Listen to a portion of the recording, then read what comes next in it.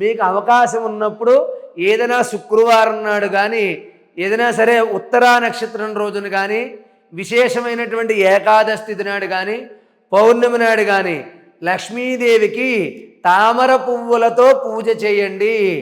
ఓం శ్రీం శ్రీం శ్రీం విశ్వజగద్వంద్యాయ నమః మంత్రాన్ని పఠించండి.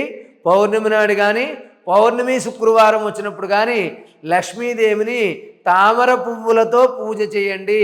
మీకంతా కూడా మంచే జరుగుతుంది. పాయసం నైవేద్యం పెట్టండి, తామర పువ్వులతో పూజించండి.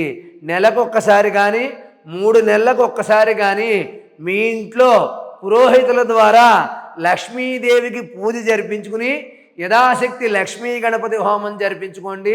మీ ఇంట్లో అప్పుల బాధలు కానీ రుణ బాధలు కానీ ఏమైనా ఉంటే తొలగిపోయి లక్ష్మీదేవి యొక్క అనుగ్రహం మీకు సంపూర్ణంగా కలుగుతుంది.